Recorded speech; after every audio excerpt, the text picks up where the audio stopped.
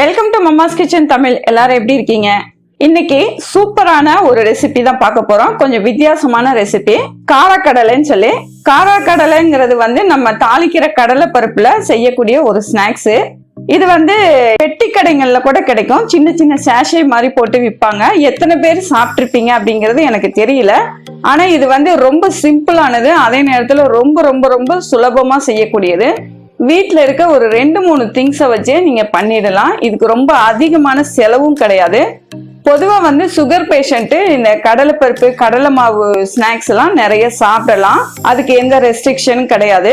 அதனால இந்த மாதிரி காரக்கடலையை நீங்க செஞ்சு வீட்டில் உள்ள சுகர் பேஷண்ட்டுக்கு கொடுத்தீங்கன்னா கூட ஆசையா ஸ்நாக்ஸை சாப்பிடுவாங்க. உடம்புக்கு எந்த கெடுதலும் இருக்காது. ஆல்ரெடி நான் இதே மாதிரி ஸ்நாக்ஸ் ரெசிபிஸ் நிறைய செஞ்சு காமிச்சிருக்கேன். அதோட பிளேலிஸ்ட் லிங்கை கீழே டிஸ்கிரிப்ஷன்லயும் மேல ஐ பட்டன்லயும் தரேன். பார்க்காதவங்க செக் பண்ணி பாருங்க. இப்ப வாங்க இந்த சிம்பிளான சூப்பரான காரக்கடலையை எப்படி செய்யலான்னு பார்ப்போம்.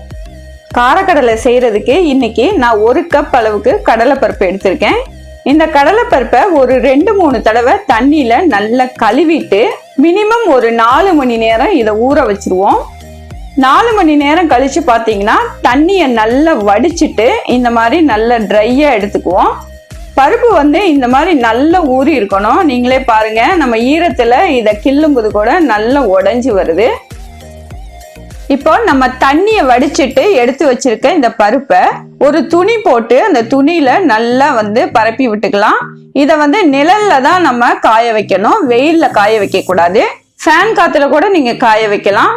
இப்ப எல்லா பருப்பையும் போட்டுட்டு நம்ம இந்த மாதிரி துணியை வச்சு நல்லா 2 சைடும் நல்லா துவட்டி விட்டோம் அப்படின்னா அதுக்குள்ள இருக்கிற ஈரப்பதம் கொஞ்சம் நல்ல சீக்கிரமா இந்த துணியில இழுத்துரும். இப்ப பாருங்க, நல்லா ஆறிடுச்சு. ஒரு அரை மணி நேரம் நான் ஃபேன் காத்துல ஆற வச்சிருக்கேன்.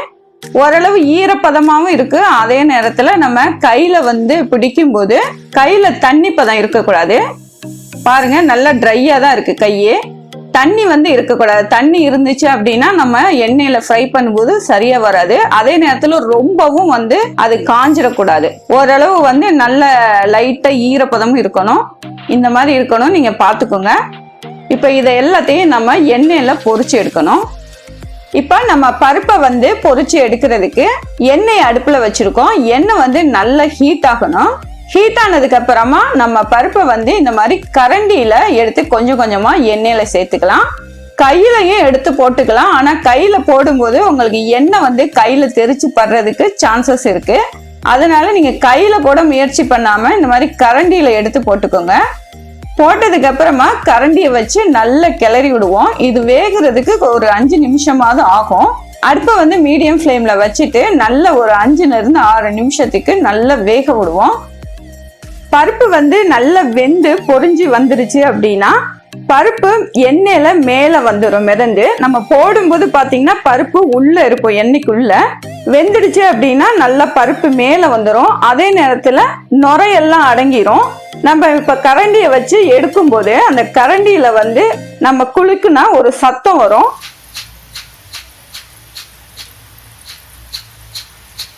இந்த மாதிரி சத்தம் வந்துச்சு அப்படின்னா பருப்பு வெந்து நல்லா ரெடி ஆயிடுச்சுன்னு அர்த்தம். இப்ப நம்ம பருப்பை எண்ணெயை வடிச்சிட்டு எடுத்து தனியா ஒரு பவுல்ல போட்டுக்கலாம்.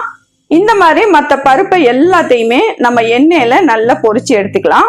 இந்த மாதிரி சூப்பரான வீடியோஸ்லாம் மிஸ் பண்ணாம நீங்க பார்க்கணும் அப்படின்னா கீழே ரெட் கலர் சப்ஸ்கிரைப் பட்டனை பிரஸ் பண்ணிட்டு பக்கத்துல இருக்க பெல் பட்டனை பிரஸ் பண்ணி ஆல் நோட்டிபிகேஷனை எனேபிள் பண்ணிட்டீங்க அப்படின்னா நான் போடுற ஒவ்வொரு வீடியோவும் உங்களுக்கு உடனுக்குடன் நோட்டிபிகேஷனா வந்துடும். இப்ப கடைசி தடவை நம்ம கடலைப்பருப்பை பொரிக்கும் போது ஒரு கைப்பிடி அளவுக்கு கருவேப்பிலைய நல்லா தண்ணியில சுத்தம் பண்ணி தண்ணியை வடிச்சு வச்சிருக்கேன். இந்த கருவேப்பிலையும் நம்ம இந்த எண்ணெயில சேர்த்து நல்லா பொரிஞ்சு வரும்போது நம்ம எண்ணெயில இருந்து நல்லா வடிச்சிட்டு தனியா எடுத்து பவுல்ல சேர்த்துக்கலாம். இப்ப பாருங்க, நம்ம எல்லா கடலைப்பருப்பையும் இந்த மாதிரி வறுத்து எடுத்து வச்சாச்சு. அடியில டிஷ்யூ பேப்பர் போட்டுக்கிறதுனால இருக்கிற கொஞ்சம் நெஞ்ச எண்ணெயும் டிஷ்யூ பேப்பர் எடுத்துக்கும். இப்ப இந்த டிஷ்யூ பேப்பர் எடுத்ததுக்கு அப்புறமா நம்ம எடுத்து வச்சிருக்க இந்த கடலைப்பருப்பு ஓரளவு வெதும்பலா ஆற விடுவோம். ஆற விட்டதுக்கு அப்புறமா நம்ம இதுல தேவையான அளவு உப்பு சேர்த்துக்கலாம். அதுக்கப்புறம் 1 ஸ்பூன் அளவுக்கு மிளகாய் தூள் சேர்த்துக்கலாம். நான் காரத்துக்கு வந்து 1 ஸ்பூன் போட்டிருக்கேன். உங்களோட காரத்துக்கு ஏற்ற மாதிரி நீங்க மிளகாய் தூளை கூடவோ குறைச்சோ சேர்த்துக்கோங்க. இது எல்லாத்தையும் சேர்த்துட்டு ஸ்பூனை வச்சு நல்லா மிக்ஸ் பண்ணி விடலாம். மிக்ஸ் பண்ணி நல்லா இந்த மாதிரி குலுக்கி விட்டோம் அப்படின்னா எல்லா இடத்துலையும் இந்த மிளகாத்தூளும் உப்பும் நல்லா ஸ்ப்ரெட் ஆகி எல்லா இடத்துலையும் நல்லா மிக்ஸ் ஆகிக்கும். இதை வந்து நல்லா மிக்ஸ் பண்ணதுக்கு அப்புறமா கம்ப்ளீட்டா ஆற வச்சிடலாம். நல்லா ஆறுனதுக்கு அப்புறமா நீங்க ஏர்டைட் பாக்ஸ்லயோ இல்லைன்னா கண்ணாடி பாட்டிலையோ நீங்க எடுத்து வச்சிட்டீங்க அப்படின்னா கிட்டத்தட்ட 1 வாரத்திலிருந்து 2 வாரம் வரைக்கும் நல்ல கிறிஸ்பியா சூப்பரா ஃப்ரெஷ்ஷா இருக்கும். அவ்வளவுதாங்க, சூப்பரான காரக்கடலை ரெடி ஆயிடுச்சு. இதே மாதிரி நீங்க எல்லாருமே வீட்டுல ஒரு தடவை கண்டிப்பா ட்ரை பண்ணி சாப்பிட்டு பாருங்க. நல்லா சாப்பிடுங்க, ஆரோக்கியமா இருங்க, சந்தோஷமா இருங்க.